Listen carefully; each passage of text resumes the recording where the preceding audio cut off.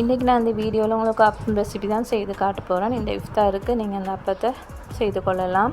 அதுக்கு மேலே என்னோட சேனலை சப்ஸ்கிரைப் பண்ணாதவங்க சப்ஸ்கிரைப் பண்ணுங்கள். மாம்ஸ் கிச்சன் ஸ்ரீலங்கா பக்கத்தில் இருக்கிற பெல் ஐக்கனை கிளிக் பண்ணி கொள்ளுங்கள். இப்போ நம்ம வீடியோக்குள்ளே போவோம். இப்போ நம்ம 2 கப் ரோ ரைஸ் ஃப்ளார் எடுத்துக்கொள்ளுவோம். இது ஷாப்பில் அவைலபிளாக இருக்கும், நீங்கள் வாங்கி எடுத்துக்கொள்ளலாம்.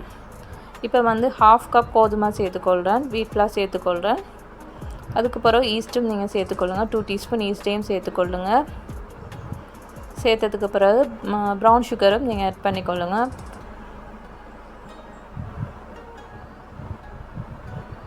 ஒரு 1 டீஸ்பூன் ப்ரௌன் சுகரை நீங்கள் இதில் ஆட் பண்ணிக்கொள்ளுங்க. இப்போ நம்ம இது பச்சரிசை நம்ம ஊற வச்சு நம்ம அதை பிளெண்ட் பண்ணி அப்படியெல்லாம் நம்ம இதை இப்போ செய்ய போகிறது இல்லை. இப்போ இதை நம்ம கையை யூஸ் பண்ணி தான் நம்ம இந்த அப்பத்துக்குரிய பெட்டரை நம்ம செய்து கொள்ள போகிறோம். இதை நான் கையை யூஸ் பண்ணி நல்லா மிக்ஸ் பண்ணி எடுத்துக்கொள்கிறேன். கொஞ்சம் கொஞ்சமாக நீங்கள் வாட்டர் ஆட் பண்ணிக்கொள்ளலாம். உங்களுக்கு வாட்டருக்கு பதிலாக நீங்கள் இளநீ தண்ணியோ இல்லை தேங்காய் தண்ணியை நீங்கள் சேர்த்துக்கொள்ளலாம். அப்போ நல்லா அந்த இது அப்பத்துக்குரிய அந்த பெட்டர் நல்லா புளிச்சு நல்லா இதுக்கு வரும். நான் கொஞ்சம் கொஞ்சமாக வாட்டர் ஆட் பண்ணிக்கொள்கிறேன். தேவைன்னு சொன்னால் நீங்கள் இளநீ தண்ணியை நீங்கள் ஆட் பண்ணிக்கொள்ளலாம். அதுக்கு பிறகு தான் நம்ம மற்ற இன்க்ரீடியன்ட்ஸ் எல்லாம் சேர்க்க போகிறோம். இது நல்லா பொங்கி வந்ததுக்கு பிறகு தான் நம்ம மற்ற இன்க்ரீடியன்ட்ஸை சேர்க்க போகிறோம்.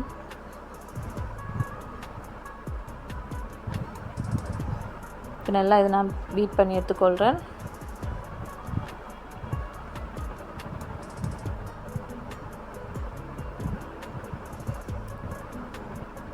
இதை இப்படி நல்லா மிக்ஸ் பண்ணி எடுத்ததுக்கு பிறகு நம்ம இதை 6 to 8 hours நம்ம நல்லா பொங்க விட போகிறோம்.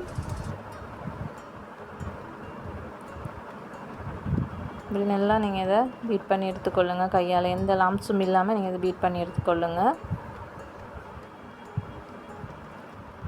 இப்போ நம்ம 6 to 8 hours பிறகு எப்படி இருக்கின்றதை நம்ம செக் பண்ணி பார்ப்போம். எப்படி வந்திருக்குன்னு பாருங்கள். நல்லா பொங்கி இருக்கு. இப்படி நல்லா பொங்கி நல்லா இதஞ்சிருக்கும், நல்லா புளிச்சிருக்கும். இப்போ அதுக்கு பிறகு நம்ம மற்ற இன்க்ரீடியன்ட்ஸை நம்ம சேர்த்துக்கொள்வோம். இப்போ நம்ம சால்ட்டை சேர்த்துக்கொள்வோம். தேவையான அளவு உப்பை நீங்கள் இதில் சேர்த்துக்கொள்ளுங்க. சேர்த்ததுக்கு பிறகு கொஞ்சம் இளநீ தண்ணியை நீங்கள் இதில் சேர்த்து நல்லா மிக்ஸ் பண்ணி எடுத்துக்கொள்ளுங்க. கொஞ்சம் பாலையும் சேர்த்து பிறகு தேங்காய் பால் கட்டிப்பாலை சேர்த்ததுக்கு பிறகு ஒரு எக்கை நீங்கள் இதில் சேர்த்துக்கொள்ளுங்க. எக்கை சேர்த்து நல்லா நீங்கள் மிக்ஸ் பண்ணி எடுத்துக்கொள்ளுங்க. எக் நல்லா இதில் கரைஞ்சி வரணும். அது வரைக்கும் நல்லா இதை மிக்ஸ் பண்ணி எடுத்துக்கொள்ளுங்க.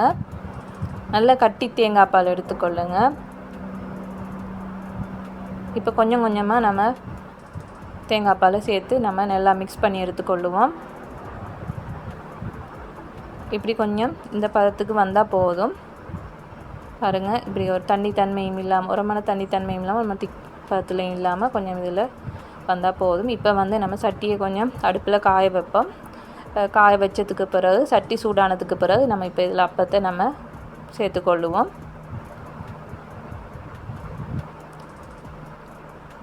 பாருங்கள், இந்த அளவுக்கு இருந்தால் போதும். இதை நல்லா மிக்ஸ் பண்ணிவிட்டு இப்போ நம்ம அப்பத்தை இதில் போடுவோம். அப்பத்துக்கு நம்ம இந்த பெட்டரை நம்ம இதில் ஊற்றுவோம்.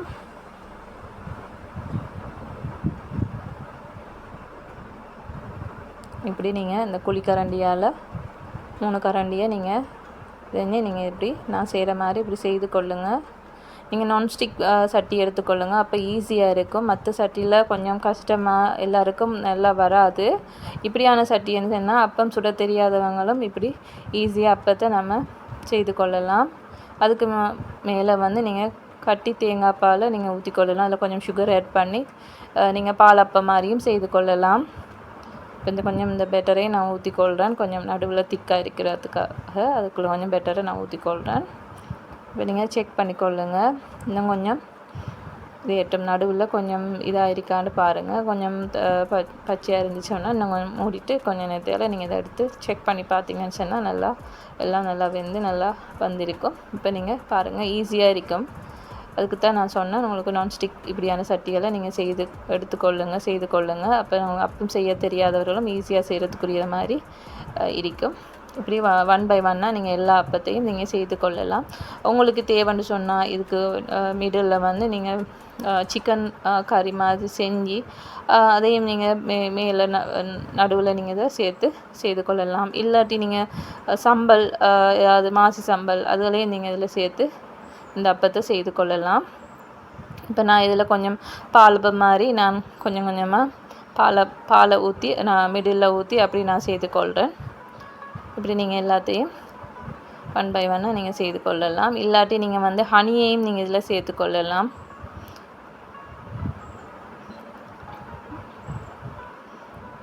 இது உங்களுக்கு ஈஸியாகவும் இருக்கும். இந்த வேயில் நீங்கள் செய்து பாருங்கள். செய்து பார்த்துட்டு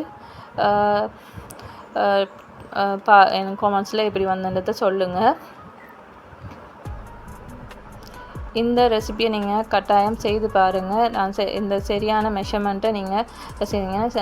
சரியான அளவுக்கு நீங்கள் அப்பத்துக்கு நீங்கள் இந்த பெட்டரை செய்து எடுத்தீங்கன்னு சொன்னால் நீங்கள் அழகான ஒரு டேஸ்டியான அப்பத்தை நீங்கள் சாப்பிடலாம். இது இந்த இஃப்தாருக்கு உங்களோட குழந்தைகளுக்கு நீங்கள் செய்து கொடுக்கலாம். ஸ்கூலுக்கு போகிற பிள்ளைகளாக இருந்தால் அவங்களுக்கு நீங்கள் இந்த சஹருக்கு நீங்கள் வந்து இதை செய்து கொடுத்தீங்கன்னு சொன்னால் அவங்க சாப்பிட்டுட்டு போகிறதுக்குரிய மாதிரிக்கும். இல்லாட்டி நீங்கள் நோன்பு திறந்துட்டும் இதை நீங்கள் சாப்பிடலாம். உங்களுக்கு விரும்பின மாதிரி நீங்கள் இதை ப்ரிப்பேர் பண்ணி எடுத்துக்கொள்ளலாம். செய்கிறதுக்கு நம்மளுக்கு ஆசையாகவும் இருக்கும். இப்படி நம்ம ஒவ்வொரு அப்பமும் அழகாக வரும்போது நம்மளுக்கு கடையில் திங்கிற அப்பம் மாதிரி ஒரு ஃபீலை கொடுக்கும். இது கடையில் இருக்கிற அந்த கடையில் அவங்க செய்கிற வழிக்கடையில் நீங்கள் பார்த்துருப்பீங்க. அந்த சட்டியில் எல்லாருக்கும் வராது. இப்படியான நீங்கள் நான்ஸ்டிக் சட்டியில் நீங்கள் எடுக்கிறதால உங்களுக்கு அப்பம் செய்ய தெரியாதவங்களும் செய்கிற மாதிரி இருக்கும். நம்மளுக்கு சந்தோஷத்தையும் கொடுக்கும். இப்போ நான் கொஞ்சம் இதுலேயும் எனக்கு தேங்காய் பாலை சேர்த்து இப்போ மில்க் அப்பம் மாதிரி தான் நான் செய்து கொண்டிருக்கேன். பாலப்பம் மாதிரி. பாலப்பம் விரும்புகிறவங்க பாலப்பம் மாதிரி செய்து கொள்ளலாம். இல்லாட்டி நீங்கள் கிரேவியோடையும் நீங்கள் சிக்கன் கறி அப்படி செய்தும் நீங்கள் அதை சாப்பிட்டு கொள்ளலாம். உங்களுக்கு விரும்பின மாதிரி நீங்கள் செய்து கொள்ளலாம். பாருங்கள், நான் மாசி சம்பலை நான் இதில் மிடில் நான் கொஞ்சம் சேர்த்துக்கொள்கிறேன். அப்படியும் நீங்கள் சேர்த்து நீங்கள் சாப்பிடலாம். நல்ல டேஸ்டியாக இருக்கும். நம்மளுக்கு கறி செய்து தான் சாப்பிடணும் அவசியம் இல்லை. இப்படியும் நீங்கள் செய்து சாப்பிடலாம். இந்த ரெசிபி உங்களுக்கு பிடிச்சிருக்குன்னு நான் நினைக்கிறேன். பிடிச்சிருந்தா லைக் பண்ணுங்கள், ஷேர் பண்ணுங்கள்.